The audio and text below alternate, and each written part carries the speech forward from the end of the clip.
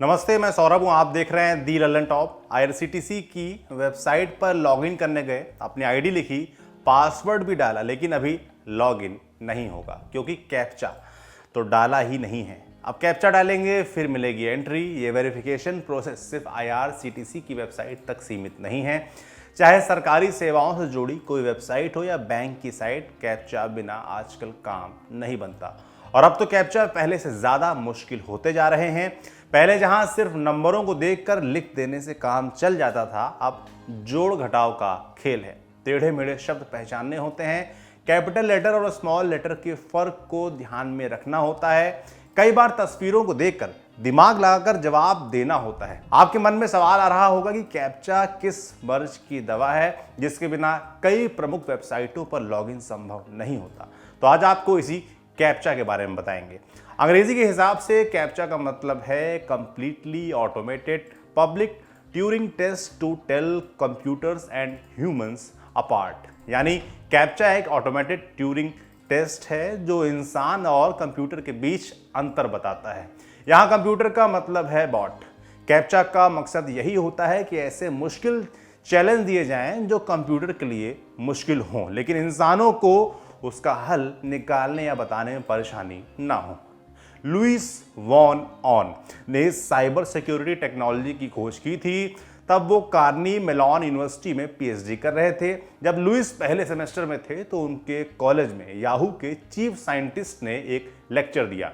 ये लेक्चर उन प्रॉब्लम्स के बारे में था जिसे याहू सॉल्व नहीं कर पाया था, और इसी में से एक समस्या थी बॉट की। फिर लुइस ने अपने पीएचडी क्लास के साथियों के संग रिसर्च शुरू कर दी। आगे बढ़े उससे पहले जान लीजिए फिर से ठीक से कि कैप्चा की जरूरत आखिर क्यों पड़ी। साल 2000 में याहू एक प्रीमियर ईमेल सर्विस थी। लाखों लोग मुफ्त में साइन अप करते थे और यहीं पर होता था स्पैमर्स का खेल। उस वक्त पर याहू ने अपने ईमेल यूजर्स को एक दिन में 500 से ज़्यादा मेल भेजने पर बैन लगा दिया था, लेकिन स्पैमर्स ने इसकी भी काट निकाल ली। उन्होंने ज़्यादा से ज़्यादा ईमेल अकाउंट खोलने शुरू कर दिए और ये सब प्रोग्रामिंग के जरिए अपने आप किया जा रहा था। याहू को कुछ समझ में नहीं आ रहा था कि इसे कैसे रोका जाए।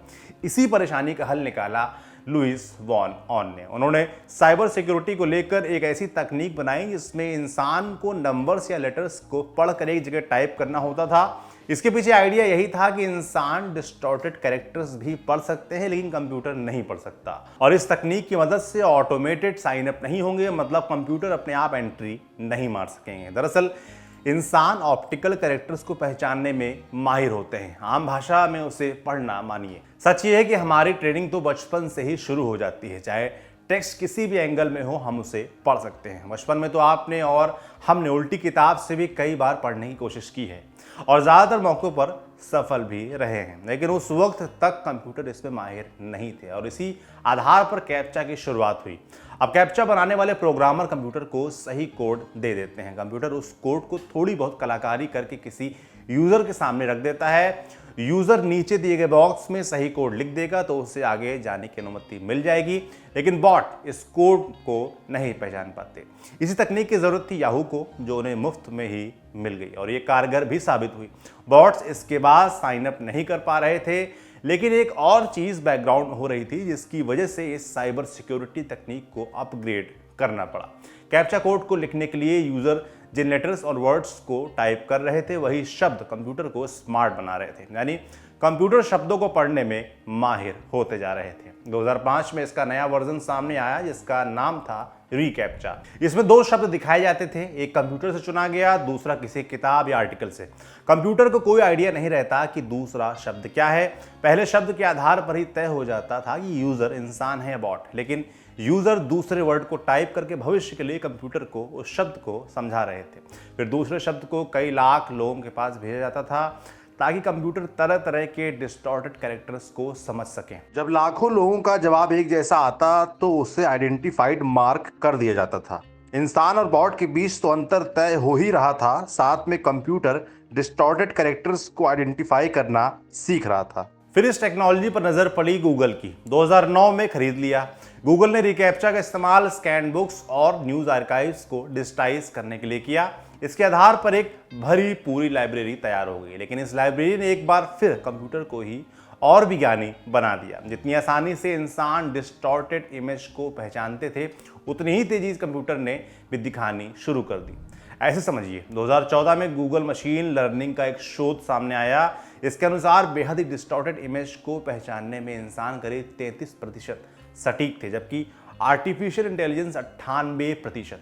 आंकड़ों से साफ था, कैप्चा को कंप्यूटर अब इंसान की तुलना में ज्यादा बेहतर पढ़ सकते थे। ये वक्त था बदलाव का। इसके बाद कैप्चा टेक्स्ट से आगे बढ़कर तस्वीरों तक पहुंच गया। इससे भी आपका सामना कई बार हुआ होगा।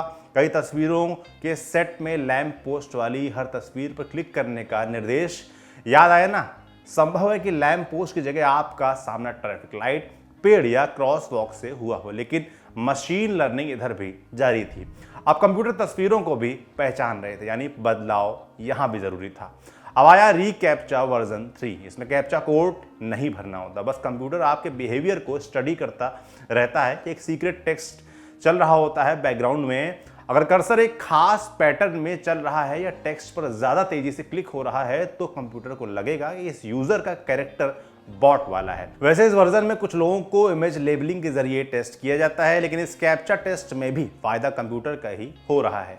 हमारी और आपकी समझ से वो भी सीख रहा है, यानी आने वाले कैप्चा टेस्ट और मुश्किल होने वाले हैं और ज्यादा मुश्किल होने वाले हैं। लेकिन एक दिक्कत है, कहीं कंप्यूटर को मात देने के चक्कर में टेस्ट इतने मुश्किल ना हो जाए कि वे इंसान के ही पल्ले ना पड़े।